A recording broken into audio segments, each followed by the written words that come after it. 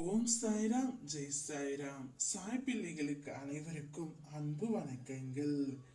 என் தினமான இன்று நீ இதை கேட்டுவிட்டால் சரியாக 4 மணிக்கு உனக்கு ஒரு நற்செய்தி உன்னை தேடி வரும் தங்கமே. இது நாள் வரை நீ எத்தனையோ வேண்டுதல்களை என்னிடம் வைத்திருக்கின்றாய், எத்தனையோ பிரார்த்தனைகளையும் வைத்து இருக்கின்றாய். அது நிறைவேறியதற்காக நீ என்னிடம் நன்றியும் சொல்லி இருக்கின்றாய். நான் எதையுமே மறக்கவில்லை. இப்பொழுது உன் அப்பா உனக்கான நற்செய்தியை கூறத்தான் வந்து உள்ளேன். இது நாள் வரை நான் வாழ்க்கையில் கஷ்டத்தை மட்டுமே அனுபவிக்கின்றேன் சாயப்பா. எனக்கான நிம்மதியையும் சந்தோஷத்தையும் தாருங்கள் என்று நீ கேட்டாய். அதனால் தான் உனக்கு ஒரு நல்ல செய்தியை கூறவே உன் அப்பா இங்கு வந்திருக்கின்றேன் தங்கமே. முதலில் உன்னுடைய வாழ்க்கையில் நோக்கம் எது என்பதை முதலில் தீர்மானி. அதுவே இலக்கு என்பதை உறுதி செய்து கொள்.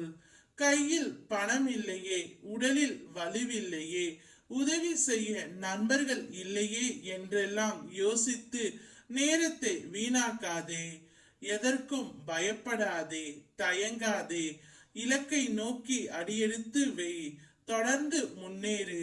சோதனைகள் விலகும், பாதை தெளிவாகும். நோக்கத்தை அடைந்தே தீருவாய். இதை யாராலும் தடுக்க முடியாது. தொடர்ந்து செல். தூக்கத்தை தியானம் செய். கற்பனையில் காரியம் முடி. விதைத்தது போதும், உரமிடு. உணர்ந்து கொள். உன்னை தவிர உன் வளர்ச்சியை எவரும் தடுக்க முடியாது என்று. அதிகம் உழை, அதிகம் தெரிந்து கொள், அதிகம் எதிர்பார். நம்பு. நம்பிக்கை முன் எல்லாம் சரணடையும். அன்பால் எல்லாவற்றையும் ஏற்றுக்கொள். ஏணிகளை தேடாதே. நீ நடக்க வேண்டியது தரையில். உனக்கு கடமைகள் அதிகம். நேரத்தை காத்திருக்க சொல். முடிந்ததை விட நீ முடிக்க வேண்டியது அதிகம் இருக்கின்றது. ஒவ்வொரு அடியையும் முன்னேற்றத்தை நோக்கி வை. உன்னோடு உன் சாயப்பா நான் இருக்கின்றேன். உனக்கான வாழ்க்கை விதியின்படி எழுதப்பட்டு விட்டது. உன் வாழ்க்கையில் எப்படி வாழ வேண்டும் என்ற சுய நினைவோடு எண்ணிக்கொள்.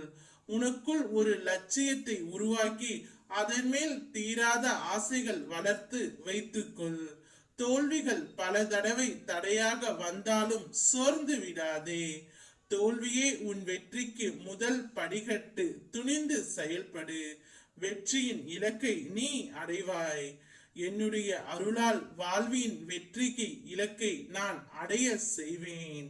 பொறுமையோடு கர்மாவை ஏற்று கழித்தவர்கள் புண்ணியத்தை அனுபவிக்கும் காலமாக இது உள்ளது. அதே நேரம் ஆணவ வருவதற்கும் வாய்ப்பு உள்ளது.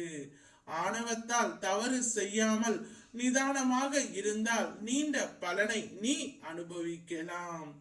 இன்றைய தினமான நாளில் வியாழன் கிழமையில் உனக்கு ஒரு நல்ல செய்தி வரும். அதை நீ உன் செவிகளில் கேட்டு சந்தோஷமாக இரு. அப்பா நான் இருக்கின்றேன். ஓம் சாய்ராம், ஜெய் சாய்ராம்.